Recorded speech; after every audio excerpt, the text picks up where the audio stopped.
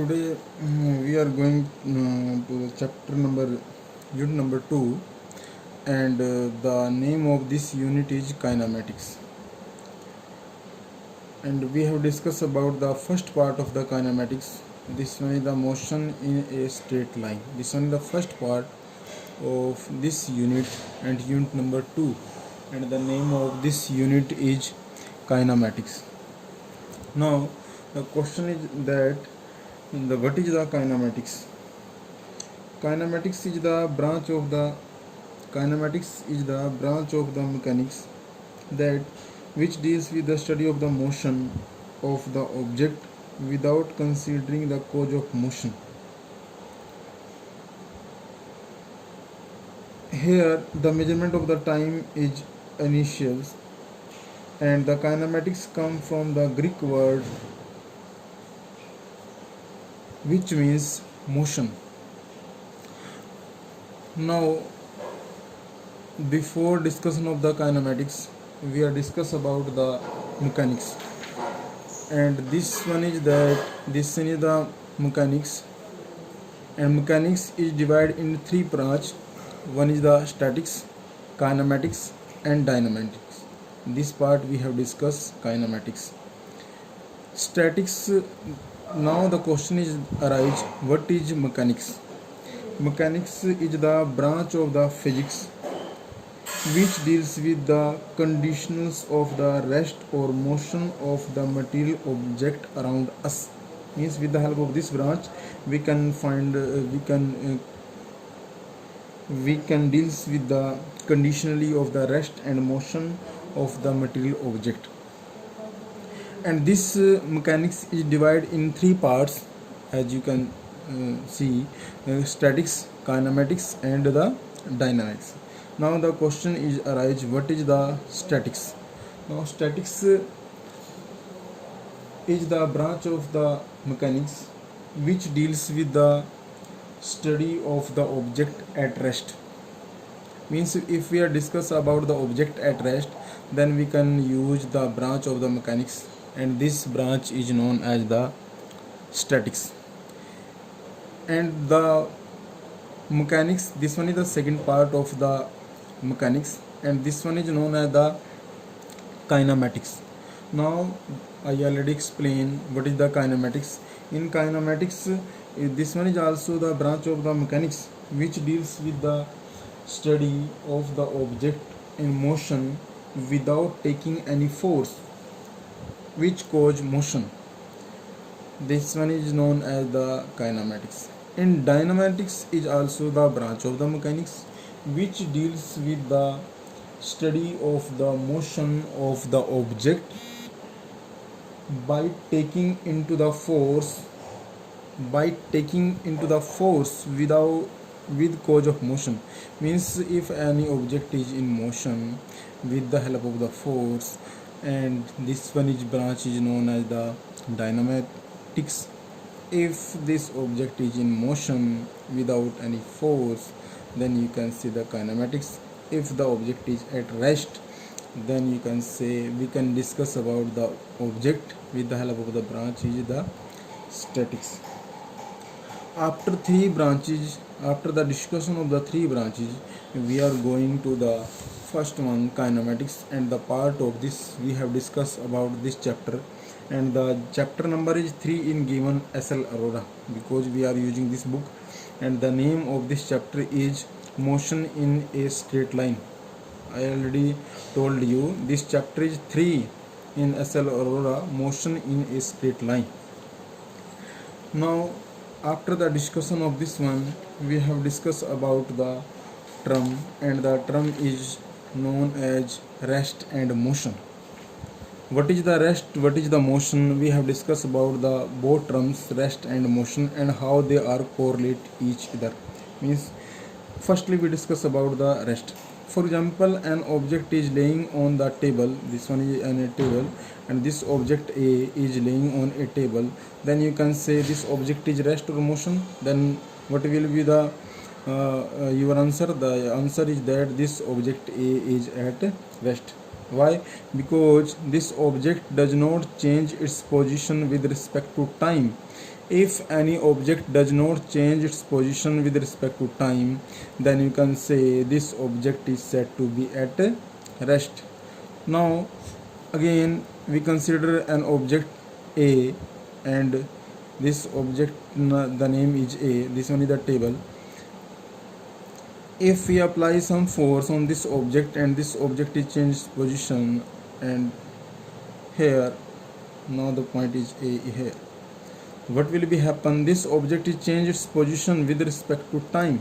Then you can say this object is in motion and here is at rest. Then you can say this object is said to be in motion. If this object change its position with respect to time, then you can say this object is in motion.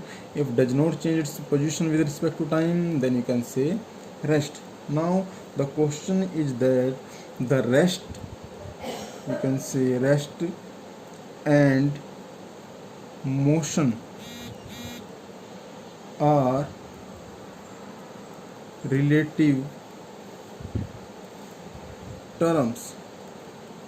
You have already discussed this term rest and motion in 9th class, and now the question is that the rest and motion are relative terms. How we can say they are relative each other? For that we have consider an example. A passenger is sitting on a moving train is at rest. You already know that if a passenger is sitting on a moving train, then this passenger is at rest with respect to his fellow passengers, but he is in motion with respect to the object outside the train.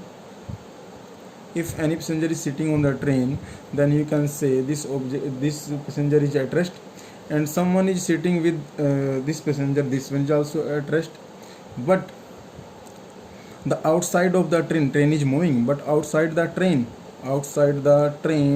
the object is in motion with respect to the train.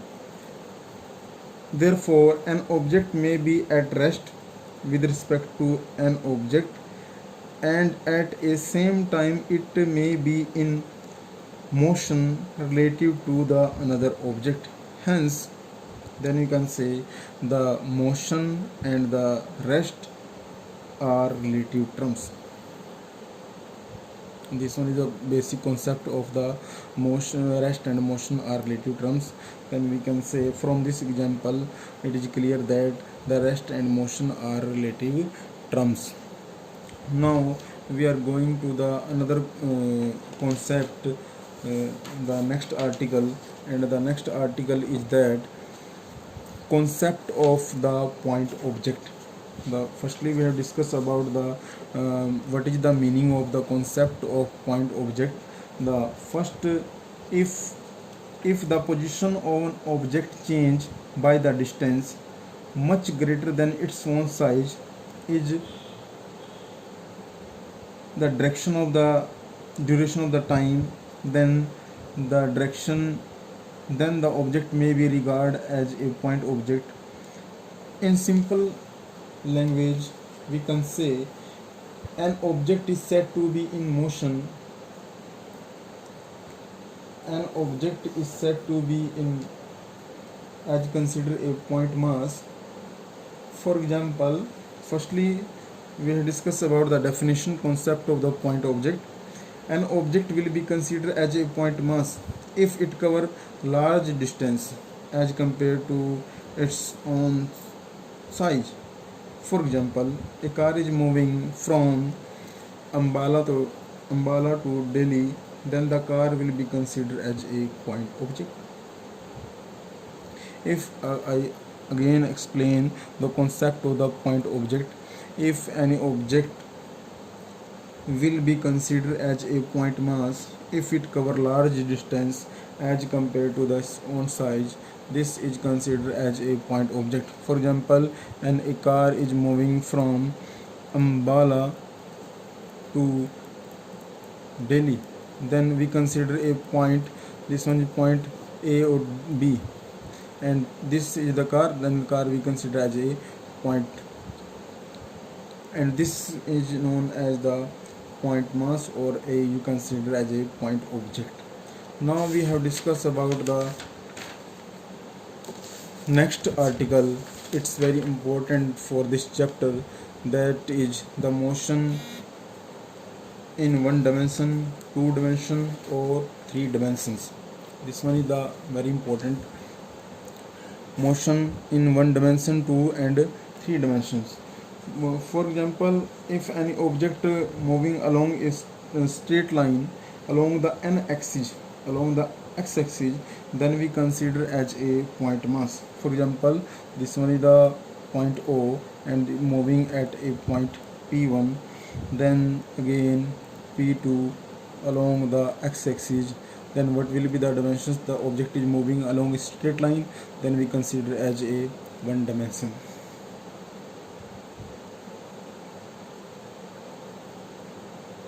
Or in simple word we can say, motion on object is said to be one dimension if only one of three coordinators specify the position of the object change with respect to time, then object move along a straight line, then this object is said to be a linear motion. Then you can say, for example, motion along a straight line, motion of a train along a straight track, motion of a freely falling body. This one is an example of the one dimension. Next we have discussed about the dimensions, two dimensions. If any object is said to be two dimension if only two of three coordinates specify the position with respect to time. For example, an object is moving, this one is the x direction, this one is the y direction. Now there are the two coordinates x and y, and if the object is changed, for example the object is laying here, then we can say this one is the y1 and this one is the x1. Now at point P the position is x and y, x1 or y1 we can say. Now the object changes position in two coordinates x and y, then this object is said to be in two dimensions. We can say in three dimensions we have the three coordinates and the object change in three coordinates. You can say x, y and z. This one is the x, this one is the y, this one is the z. Along the x-axis, y-axis and z-axis. In three, if the object changes position in three coordinates x, y and z, 3, 1, then you can say this object is said to be in three dimensions. Now we also consider an example of two dimensions, the motion of a planet around the sun. Motion of the planet around the sun, this one is the two dimensions. In three dimensions, if a gas molecules are in three dimensions. Or we also consider the another examples, a kite flying on a wind day, a motion of a aeroplane in space. This one is also the example of the three dimensions. After that we have discussed about the next article, and you already know that what is the distance and the displacement. We have already discussed this concept of the distance and the displacement. What is the distance? The actual path traveled by the object is known as the distance. And what is the displacement? The shorter distance between the two objects. This one is known as the displacement. You already know what is the SI unit of this one, what is the CGS unit of this one, both one you already know that. What is the difference between the distance and the displacement, because in 9th class you have discussed about the first chapter, and the name of this chapter is motion, and we have discussed about the all parameter of the distance and the displacement. Then you have to write the difference. This one is the homework for you. What is the difference between the distance and the displacement? You can write the minimum 4 difference between the distance and the displacement. Now you can say, for the definition of the distance, we can say, for example, this one is the point A, point C and point B. The object is moving from A to C and C to B and B to A to B. Then you can say this one is the actual path traveled by the distance. A to C plus C to B. This will be equal to the A actual path traveled by the object. Or we can also consider a simple example. For example, this object is moving from A to B and B to C. You can say A, then B, then C, and then again C to A. Then you can say this object is actual path travel A to B, B to C, C to A. This one is the distance. And what is the displacement from A to B? This one is the shorter distance between the point A and point B. Then you can say from A to B, the distance between them, this one is known as the displacement. We have also discussed about the numerical problem of the distance and displacement. I think you can calculate in very easy form from distance and displacement. You also write the difference, and this one is the homework. This one is just introduction of the chapter unit 2 kinematics, and in next lecture we have discussed about the further parameters of the kinematics, and you can say motion of the object along a straight line. Till date we have discussed about the just introduction of this part, and I think I hope everyone is getting this one. And I also send the PDF of these notes we have discussed about today: distance, displacement, and motion on a straight line. This one I sent today. Thank you.